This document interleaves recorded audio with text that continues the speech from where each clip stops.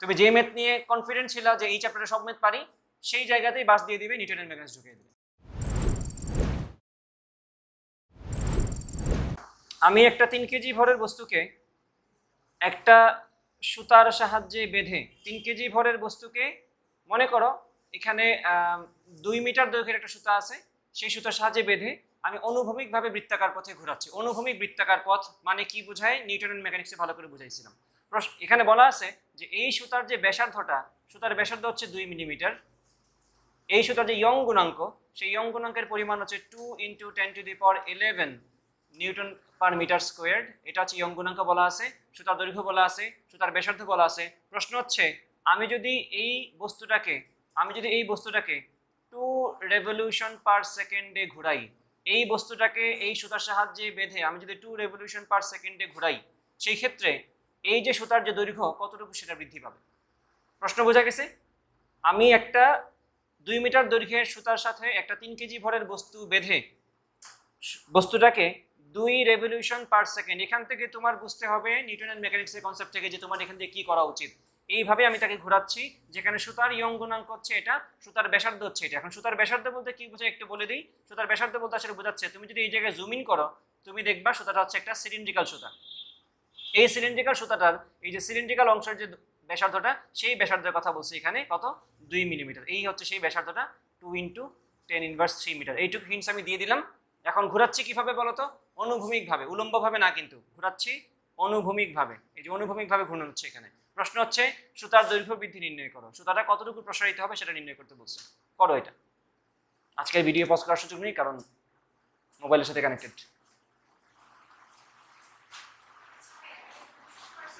হ্যাঁ, revolution per second মানে বোঝাচ্ছে সেকেন্ডে 2 বার ঘুরে। 1 রেভলিউশন মানে একবার ঘূর্ণন, 2 রেভলিউশন মানে 2 বার ঘূর্ণন। ওইটাই আসলে তোমাদের সেই আরপিএস বা আরপিএম ছিল, মনে আছে আরপিএস? আচ্ছা, সবাইকে একটু খেয়াল করো, এখানে একটু খেয়াল করো সবাই।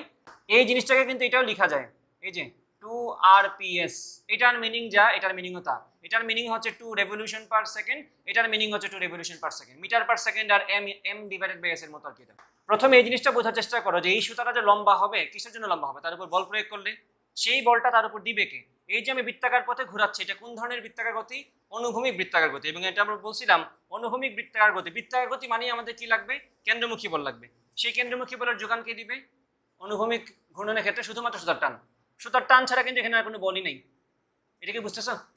ওজন নামে যদি কোনো বলকে কল্পনা করে থাকো কেউ, ওজনটা কিন্তু এই বরাবর কোনো বল না।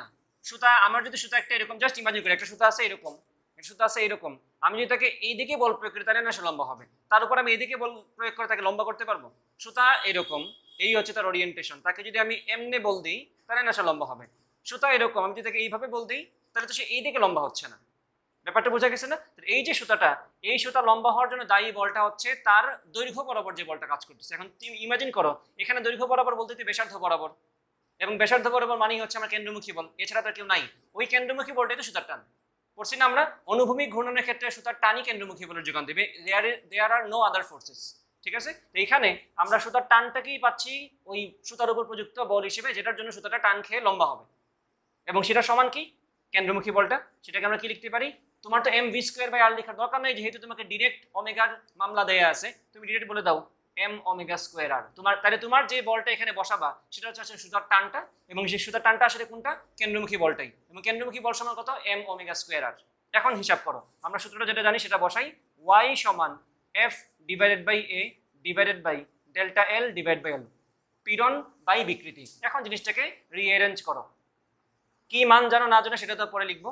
F × L / A × Δl। এখন তোমরা আমাকে বলো সব জিনিসের মান জানা আছে কিনা? তাও লিখে দিই একবার। এফ এর জায়গায় আমরা কি বসাবো বলো তো? এফ এর জায়গায় তো সুতার টান, আর সুতার টান সমান কি? m⍵²r। তাহলে এখানে জাস্ট m⍵²r বসানোর দরকার নেই, পাশে দিয়ে আমরা m⍵²r দিয়ে মানটা বের করে ফেলি। m⍵²r, m কার ভর? যে বস্তুটাকে আমি ঘোরাচ্ছি বৃত্তাকারে তার ভর কত? 3 কেজি, তাই না? 3 কেজি। ওমেগার মান কিন্তু 2 রেভলিউশন পার সেকেন্ড না, এটা কিন্তু ওমেগা না। ওমেগার প্রকাশ করা লাগবে কোন এককে? Radian per second. এখানে বলছে পার সেকেন্ডে সে 2 বার ঘুরে। এই কথার মানে কি? তার কৌণিক বেগ আসলে কত? এই যে 2, একবার ঘোরা মানে একটা পাই, 2 পাই, 2 বার ঘোরা মানে 2টা 2 পাই, তাহলে 2 × 2 পাই পার সেকেন্ডে না, তাহলে তো 1। তাহলে এখানে আনসার ডিরেক্ট তুমি পেয়ে যাচ্ছ 4π রেডিয়ান পার সেকেন্ড। এটা হচ্ছে তার কৌণিক বেগ। এগুলো নিউটনের মেকানিক্সের কনসেপ্ট। তো এখানে আমরা কৌণিক বেগের জায়গায় 4π বসালাম, সেটার উপর স্কোয়ার আসবে। আর ব্যাসার্ধটা কত? এই ব্যাসার্ধ আর ওই ব্যাসার্ধ কিন্তু পেস লাগাবো না। এই ব্যাসার্ধ বলতে বোঝাচ্ছে সুতার ব্যাসার্ধটা। সুতার ব্যাসার্ধ মানে কি? সুতাকে জুম ইন করলে যে সিলিন্ড্রিক্যাল শেপ আসবে সেইটার ব্যাসার্ধ হচ্ছে এটা এটা। বাট এইখানে যে ব্যাসার্ধ আমরা বলতেছি সেটা হচ্ছে বৃত্তাকার গতির ব্যাসার্ধ। সেটা কি সুতার দৈর্ঘ্যটা না? সেই দৈর্ঘ্যটা কত আসবে এখানে? যে এখানে ডিরেক্ট এলটা বসাই দিবে, তাহলে ব্যাপারটা বুঝতে পারবা আর কি। ক্লিয়ার কিনা ব্যাপারটা? দুই আর মিলাবা না, কনসেপচুয়ালি চিন্তা করবা। এই জন্য আমি সবসময় যেটা করি, আলাদা করে না লিখে একই সিম্বল দিই, যাতে কনসেপ্ট থেকে বুঝতে পারো কোনটা কোনটা। সেম আর দিছি এই জন্যই, যাতে করে কনসেপচুয়ালি বুঝতে পারো দুইটা আর যে সেম না। আলাদা করে দিলে তো নিজেই বুঝে যাবে আলাদা, বুঝছো কিনা? তাহলে এখান থেকে মান বের হয়ে যাবে কত? 3 ইন্টু 4π স্কোয়ার কত? 16π স্কোয়ার। আর এর জায়গায় কত বসাবো আমরা? 2 মিটার সুতার দৈর্ঘ্য ছিল। তাহলে এখানে কত? 348, 48 দুগুণে কত হয়? 80 আর 16 96।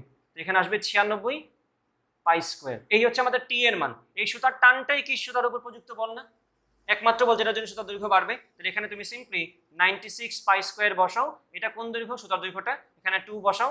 পাই এ কি? সুতার প্রস্থচ্ছেদের ক্ষেত্রফল। ব্যাপারটা বুঝছো আশা করি।